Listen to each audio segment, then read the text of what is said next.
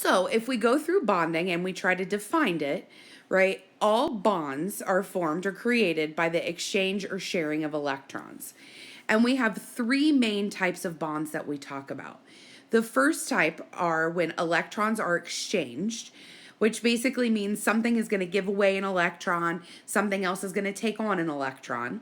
Okay, and this type of bond is always formed between a metal and a non-metal.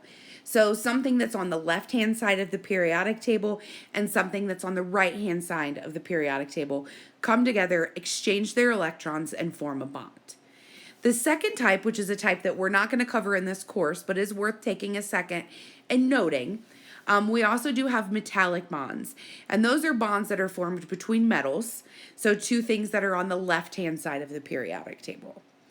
Now, the last type of bonding, which is the covalent bonds, this is when electrons are shared, and specifically when they are shared between two atoms that fall on the right-hand side of the periodic table, or the nonmetals. So if we look at an example of an ionic bond, so what I've picked here is potassium, which you can find on the left-hand side of the periodic table, and chlorine, which you can find on the right-hand side of the periodic table. Okay, if we go through and we count up valence electrons according to the rules that we talked about on Wednesday in class, right, we note that potassium has 1 valence electron and chlorine has 7 valence electrons.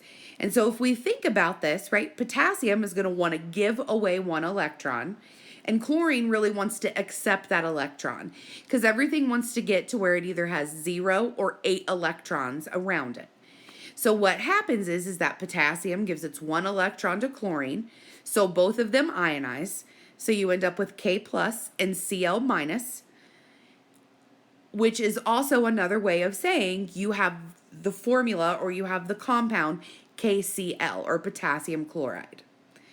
Looking at another example of this, if we have or take, for instance, say magnesium and bromine, and we look at their valence electrons. So magnesium has 2 electrons in its valence shell, and those 2 electrons are electrons it's going to want to give. And bromine only has a spot for 1 electron. So what ends up happening is we pull in another bromine atom. So we have a place for both of those magnesium electrons to give or to go. And what we end up with is Mg2 plus because it gave away 2 electrons, and we have 2 Br minus atoms or ions. And the reason why they are minus is because each one of them has taken on an electron, and that's how we get MgBr2. And if you think about the way that we talked about in class on Wednesday, where you take the charges and you balance them, right? If magnesium has a 2 plus charge and Br has a minus charge, then it would make sense that when they come together to form a compound, they come together in a ratio of 1 to 2, or MgBr2. Now, when we carry on through our discussion, right, so first of all, right, we went through and we said we're going to talk about ionic and we're going to talk about covalent bonds. Now, covalent bonds, that is when 2 non-metallic elements react by sharing rather than gaining or losing. So now what's going to happen is you're going to have 2 atoms that are actually going to share electrons so they can both have that 8 electron shell. Now, specifically what we also have to note is it's between non-metallic elements. So it will always be elements that we find on the right-hand side of the periodic table. And when this happens and we share electrons, depending upon how many electron pairs we share, right, we form single, double, or triple bonds. So if we look at the example down at the bottom, right, where we have Cl2, so we have 2 chlorine atoms coming together to form a bond. What we know about chlorine based upon the valence electrons or how it ionizes, right, we know that each chlorine has 7 valence electrons, so it has room to gain 1 electron. It doesn't really want to give up 7 electrons. So if you have 2 of those atoms coming together, the problem comes into the fact that neither one of them wants to give up an electron to make the other electron or make the other atom happy. So what they do instead is they share those 2 electrons so it can form a bond, and each one of them will have the 8 of electrons. So basically what happens is each of those chlorine atoms get to claim both of those red electrons that you're seeing in that image. If we look at another example, so CO2, for instance, we have a carbon atom that has 4 valence electrons. And so what that's telling us is it either wants to gain or lose 4 electrons. And then we have 2 oxygen atoms, both of which want to gain 2 electrons, so each of them can have their 8. So what ends up happening then, as we put carbon in the center, and carbon is then sharing 4 electrons with each of those oxygen atoms. So carbon puts in all 4 of its electrons to the sharing pool, and each of those oxygen put in 2 electrons to the sharing pool. And as a result, you're getting a total share of 8 electrons, 4 electrons between each set of atoms. And so what you would actually have is carbon double bonded to each of those oxygen because it's sharing 4 electrons or 2 electron pairs total. Now this is not something, so what you see here are Lewis structures, right? And I'm only really providing these Lewis structures to kind of help you guys keep in mind how all of these electrons are either being shared or how they're being either lost or gained in order to form all of these bonds. So now what we get to do is start naming this stuff. Okay, and it's really useful to kind of start with ionic naming because that's the one that seems the most inherently obvious. And the reason why we start with that is because ionic bonds, if you think back to what we had discussed before, right, ionic bonds will always have an ion that has a positive charge and an ion that has a negative charge. And if you think back to the beginning of our chapter 2 discussion, the thing that's carrying the positive charge is what we call the cation. And so what we do is we start our discussion by how do we name ions? And so if you look here, right, at the first examples that are shown on the page, right, we have the Na plus ion and we have the Mg2 plus ion. Now with cations, or the things that are carrying the positive charge, all we do is just take the name right off the periodic table and we add the word ion to it. So Na plus is a sodium ion, Mg2 plus is a magnesium ion. Okay, now sometimes we have those metals or those cations that fall in that center block, which are the ones that kind of have funny names. And so typically what we do with transition metals, or the things that are in that D block, is we note the ion charge by including Roman numerals. So if we were talking about the Fe2 plus ion, we would say iron Roman numeral 2 in order to name it or let them know by the name that we're talking about the iron that carries the positive 2 charge. You will also sometimes see the iron 2 ion be referred to as the ferrous ion, but more common than not, you'll see it in the Roman numerals. Now, the same can be said with iron 3, right? So it tells us it has a plus 3 charge. So when we name it, we would say iron Roman numeral 3. You will also sometimes see this named as ferric, but not necessarily always. You see that Roman numeral notation a lot more. And if you look at the next 2 examples, so copper, right? Copper 2, you would note that you're talking about copper 2 by using the Roman numerals, or you could use the name cupric. And if we were talking about that copper 1 ion, it would just be copper 1 in Roman numerals or cuprous. So anytime we're talking about something that we're naming and it's in that center block of the periodic table, we always want to make sure after we name the ion, we're including in the Roman numeral, we're including in parentheses next to it, the Roman numeral of what the charge is. Okay, and so that takes care of how we name cations. So generally speaking, right, if it's any of the ones that are not in that transition metal block, right, we just take the name right off the periodic table, throw the word ion onto the end of it. If it's something that falls in that center block, we name it as is and then include Roman numeral after it with the charge of what we're talking about. Now to move on to the counterpart, because all of your ionic bonds will have positives and negatives. They will always have a positively charged ion and a negatively charged ion. Okay, when we're talking about the anions, all we're going to do is take the name off the periodic table, and we're going to take the parent part of it, so the root name in it. Okay, you're going to take off that ending part, and you're going to add the suffix IDE. So if we look at chlorine, we would take the parent name chlor, take off the end, and just stick "ide" onto the end of it. So it would become the chloride ion. If you look at oxygen, what we would do is keep the root name or the parent name, so ox, take off the end and add "ide" to it. So it would become the oxide ion. Okay, and that's kind of how it goes if you're trying to name just individual ions. When you are going through and you're naming actual ionic compounds, all you do is name the ions, but you take off the ion ending. So at this point, if you were to take that sodium ion and bond it with that chloride ion, you would be making sodium chloride. So we've taken exactly how we've named the ions, chopped off that ion ending, and just named it as is. On another example, if we were to take MgO, okay, what we would do is just take the two ions. I apologize, that says chloride. It should say oxide.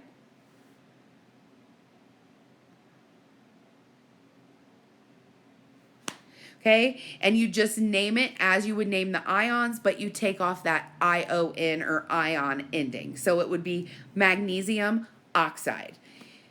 Now notice there's not any prefixes or anything like that. It's just naming the pieces directly off the periodic table. Okay, and we'll notice it's a little bit different when we start talking about covalent bonding.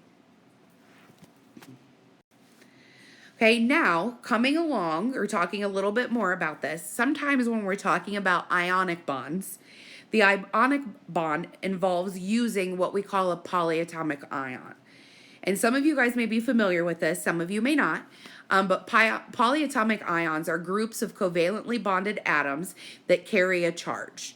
Okay, and what I've done here is I've listed the charge of the ion, the name of the ion, and also the chemical formula.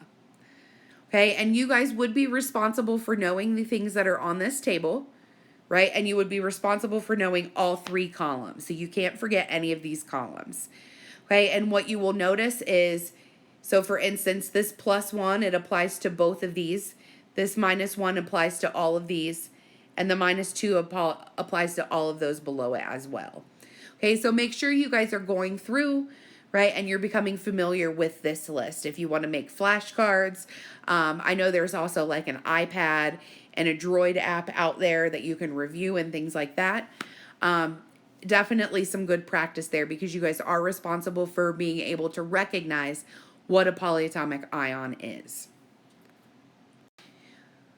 Okay, also some polyatomic ions, okay, they are based upon the grouping that they are actually in. Okay, and so generally speaking, okay, you're looking at